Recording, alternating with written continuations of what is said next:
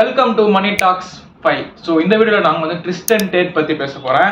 And அவர் யாருன்னா Andrew டேட்டோட தம்பி.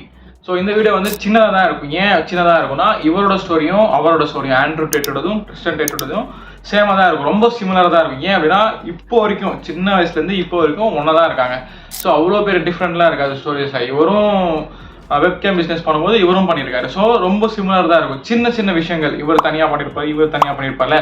So அந்த தனித்தனியாக பண்ணது மட்டும்தான் இந்த வீடியோவில் நான் பேச போகிறேன். அண்ட் இந்த வீடியோவில் அவர் என்னென்ன ட்ரை பண்ணாரு, எப்படியெல்லாம் கஷ்டப்பட்டாருன்றதான் இந்த வீடியோ சொல்ல போகிறோம். அவர் வந்து ஒரு காலத்தில் சாப்பாடு கஷ்டப்பட்டவர், இப்போ ஒரு பில்லியனர் எப்படி ஆனது. இப்போ ரீசெண்டாக வந்து ஒரு பாட்காஸ்ட்ல அவர் சொல்லியிருந்தாரு, ரிவீல் பண்ணியிருந்தாரு ஒரு 2 பிஸ்னஸ் அவர் வந்து சின்ன வயசுல ஸ்டார்ட் பண்ணது அப்படின்னு சொல்லி. அது என்னன்னா ஃபர்ஸ்ட் பிஸ்னஸ் வந்து 5 வயசுல ஸ்டார்ட் பண்ணலாம். இது அவருக்கு வந்து அப்போ ஞாபகம் இல்லையா, அவங்க அம்மா சொல்லி தான் அவருக்கு ஞாபகமே வந்துச்சா நான் ஸ்டார்ட் பண்ணியிருக்கேன் அப்படின்னு சொல்லி. ஏன்னா இவர் பர்த்டேக்கு வந்து ஒரு டாய் மாதிரி மேலே இப்படி ரவுண்டாக இருக்கும், கீழே ஒரு ஸ்டாண்ட் மாதிரி வரும். இது எனக்கு எப்படி தெரியும்னா, நான் சின்ன வயசுல இருக்கும்போது நான் குவைத்தில் இருந்ததால அங்கே இந்த மால்லாம் இருக்கும், கரெக்டாக இவ்வளோ ஹைட் இருக்கும். ஸோ அதில் வந்து நான் வந்து ஒரு காயின் போடணும்னா சிவிங்கம் வந்து கீழே நிற்கும். ஸோ அதே மாதிரி வந்து அவங்க வீட்டில் இருந்து இவ்வளோ சின்னதாக வாங்கி கொடுத்துருக்காங்க அவர் பர்த்டேக்கு. ஸோ இவர் என்ன பண்ணியிருக்காங்கன்னா அதில் ஃபுல்லாக சிவிங்கம் போட்டு ஃப்ரெண்ட்ஸ் கிட்டலாம் போயிட்டு நீங்கள் வந்து 10 சென்ட் குத்திங்கன்னா உங்களுக்கு ஒரு சிவிங்கம் தரேன் அப்படின்னு சொல்லி அப்போவே காசு வாங்கி சிவிங்கம் விற்கிற மாதிரிலாம் பண்ணியிருக்காராம். அப்போ வந்து காசு வந்து சேர்த்து வச்சு அவங்க அம்மா இதெல்லாம் தர மாட்டாராம். அது ஃபுல்லாக அப்படியே ஒரு பாக்ஸில் போட்டு அப்படியே அது பார்க்கும்போது அவங்களுக்கு ஒரு இது வரும், நான் சம்பாதிச்சிருக்கேன் அப்படின்னு சொல்லி. நானும் இப்போ அப்படிதான், என்கிட்ட ஒரு பர்டிகுலர் அமௌண்ட் இருக்கும், 500 நோட்ஸ் வந்து இவ்வளோ வச்சுட்டு இருப்பேன். அது எவ்வளோ எனக்கே தெரில. அது வந்து நான் அப்பப்போ எனக்கு டிமோட்டிவேட் ஆகும்போது இல்லைன்னா ஒரு மாதிரி இருக்கும்போது அதை எடுத்து பார்ப்பேன், அது எண்ணுவேன். அப்போ வந்து எனக்கு இன்னும் ஓகே நம்ம இன்னும் சம்பாதிக்கணும் அப்படின்னு சொல்லி என்கிட்ட எப்பயுமே ஒரு கட் அமௌண்ட் இருக்கும். இப்போ கூட என் பர்ஸில் பார்த்தோன்னா ஒரு அமௌண்ட் இவ்வளோ இருக்கும். ஸோ நான் எடுத்து அதை கவுண்ட் பண்ணிகிட்டே இருப்பேன். லைக் நம்மளுக்கு வந்து இப்போ போர் அடிக்குது அப்புறம் பண்ணலாம் அப்படின்ற மாதிரி. ஸோ அந்த மாதிரி சைக்காலஜி வந்து அப்போ சின்ன வயசுலேயே அவருக்கு இருந்திருக்கு. அதுக்கப்புறம் அவர் பண்ண பிஸ்னஸ் என்னன்னா 12 வயசுல ஸ்கூல் படிக்கும் போது, இந்த 10 இயர்ஸ் பிஃபோரா நீங்களும் பார்த்துருப்பீங்களா, சிடிஸ்ல வந்து மூவி போட்டு தரது, சாங்ஸ் போட்டு தரது, கேம்ஸ் இறக்கி தரது. 10 இயர்ஸ் பிஃபோர் 2012, 13 இந்த மாதிரி டைம்லலாம் எல்லாருமே பண்ணியிருப்போம், பார்த்தும் இருப்போம். பாட்டுலாம் அதை தான் கேட்டிருப்போம்ல, நிறைய விஷயம் சிடிஸ்ல வாங்கி பார்த்துருப்போம். ஸோ அவரும் அந்த டைமில் வந்து இந்த சாங்ஸ் இறக்கி தரது, மூவிஸ் இறக்கி தரதுலாம் சொல்லி இறக்கிட்டு ஸ்கூலில் போயிட்டு விற்பாராம். இந்த சிடி இவ்வளோன்னு சொல்லி விற்கும்போது யாரோ வந்து காட்டி கொடுத்துருக்காங்க ஸ்கூலில். இந்த மாதிரி கிறிஸ்டன் வந்து இல்லீகல் பிஸ்னஸ் பண்ணுறான் அப்படின்னு சொல்லி. ஏன்னா அது 3D விசிட்டிங் தானே சொல்லுவாங்க அப்போவே. ஸோ அந்த மாதிரி பண்ணக்கூடாதுன்னு சொல்லி வீட்டில் மாட்டி விட்டுட்டு அவங்க அம்மா வந்து அவங்க கூட்டிட்டு போகும்போது அவருக்கு அப்போ வந்து ஓகே நம்ம இதெல்லாம் பண்ணுறது தப்பு போல, பிஸ்னஸ் பண்ணுறது தப்பு போலன்னு சொல்லி ஒரு தாட் வந்திருக்கான் மாட்டினதால. அவங்க அம்மா அவனை கூப்பிட்டு போகும்போது வழியில் என்ன சொல்லியிருக்காங்கன்னா, நீ பண்ணது தப்பு தான், ஆனால் வந்து இந்த மாதிரி விற்கக்கூடாது தான், ஆனால் நீ ஜீனியஸாக ஒன்று பண்ணியிருக்க, நம்ம கஷ்டத்தை புரிஞ்சு காசு சம்பாதிக்கணும்னு நினச்சி நீ ட்ரை பண்ணியிருக்கேன் அப்படின்னு சொல்லி அவங்க அம்மா சொல்லும்போது ஓகே நம்ம வந்து காசு சம்பாதிக்கணும் ஆனால் கரெக்டான வேலை சம்பாதிக்கணும்னு சொல்லி அப்போ தான் அவருக்கு வந்து அந்த ட்ரிகர் ஆயிருக்கு. இதெல்லாம் வந்து நான் ஏன் இப்போவே சொல்கிறேன்னா, இதில் வந்து உங்களுக்கு எதுவுமே யூஸ்ஃபுல்லாக இருக்காதுன்னு நீங்கள் யோசிச்சு பார்ப்பீங்க. ஆனால் கண்டிப்பாக யூஸ்ஃபுல்லாக இருக்கும். ஏதாவது ஒன்று நீங்கள் தான் உங்களை ரீகால் பண்ணி பார்க்கணும், 10 வயசுல நான் என்ன பண்ணேன். இவர் சொல்லும் போது எனக்கே ஞாபகம் வந்துச்சு. ஏன்னா நானும் வந்து இந்த ஃபாரின்ல வந்து சாக்லேட்ஸ், இந்த பென்சில்லாம் வந்து அப்போல்லாம் வந்து இந்த ஒரு இரேசர் வரும், மாற்றி யூஸ் பண்ணுற மாதிரி ஒரு இரேசர் வரும். அதெல்லாம் எங்கள் வீட்டில் தருவாங்க, நான் அதெல்லாம் போய் விற்பேன் காசுக்கு. ஸோ எனக்கு ஞாபகம் வருது, ஓகே நானும் இந்த மாதிரிலாம் பண்ணியிருக்கேனே சின்ன வயசுலேயே அப்படின்னு சொல்லி. ஸோ நீங்கள் வந்து ரீகால் பண்ணி பாருங்கள், கண்டிப்பாக உங்களுக்கு வந்து ஞாபகம் வரும் இதெல்லாம் நீங்கள் பண்ணியிருக்கீங்க. அதுக்கப்புறம் ஏன் எந்த ஸ்டெப்பும் எடுக்கலன்னு சொல்லி நீங்களே ரீகால் பண்ணி பாருங்கள், கண்டிப்பாக தோணும். ஸோ அதுக்கப்புறம் வந்து இந்த லைஃப் வந்து கொஞ்சம் அவங்களுக்கு வந்து புரிய ஆரம்பிச்சிச்சு. லைக் இந்த மேட்ரிக்ஸ் அதெல்லாம் காசு வந்து பத்தாது அந்தன்ற மாதிரி.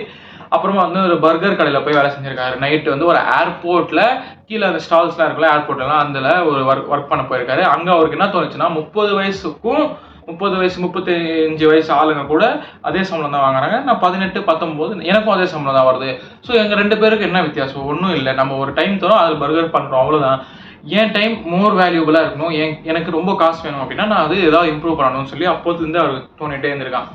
ஸோ அப்போ வந்து அவர் பர்கர்லாம் வித்துட்டு இருந்தது. அதுக்கப்புறம் வந்து இந்த ஆண்ட்ரூ டேட் ஸ்டோரியில் கூட சொல்லியிருப்பாரு, அவர் வந்து ஒரு கம்பெனியில் ஒர்க் பண்ணார், T2 டெலிவிஷன் அப்படின்னு சொல்லி. அதில் ஒருத்தர் ஃப்ரெண்டு இருந்தார்ல ஆண்ட்ரூ டேட்டோட ஸ்டோரியில், அவர் வந்து இவரை வந்து டேன் அவர் பேர், அவர் வந்து ஆண்ட்ரூ டேட்டை வந்து வாங்க நம்ம ஒன்று ஸ்டார்ட் பண்ணலாம்னு சொல்லி பிக்சல்ஸ்ன்னு ஒன்று அட்வர்டைஸ்மெண்ட் சேனல் ஒன்று ஸ்டார்ட் பண்ணுறாங்க. ஸோ இப்போ என்னன்னா ஆண்ட்ரூ டேட் வந்து பாக்ஸிங் பண்ணுறாரு, கிறிஸ்டன் டேட்டும் பண்ணுறாரு. பட் 2 பேருமே வந்து இந்த பிக்சல்ஸ்குள்ளே போயிட்டோன்னா ஓன் கம்பெனியில் சாப்பாடு காசு இருக்காது, ரூமுக்குலாம் காசு இருக்காது, அதெல்லாம் இருக்காதுனால ஆண்ட்ரூ என்ன பண்ணியிருக்காருன்னா, நான் வேலைக்கு போகிறேன், சேல்ஸ் வேலைக்கு போகிறேன் தனியாக, நீ என்ன பண்ணு பாக்ஸிங் பார்த்துக்கோ, அட் த சேம் டைம் இதுவும் பார்த்துக்கோ, சின்ன சேல்ஸ் பண்ணு, நீ பிக்சல்ஸ் பார்த்துக்கோன்னு சொல்லி ஆண்ட்ரூ டேட் ஒர்க்கு போகும்போது அவங்க என்ன பண்ணுவாங்கன்னா பிஸ்னஸ் பற்றி தான் பார்ப்பாரான், ஒர்க்லாம் பண்ண மாட்டாரான். இது எனக்கு எப்படி தெரியும்னா வேற ஒரு வீடியோவில் பார்க்கும்போது தெரிஞ்சிச்சு.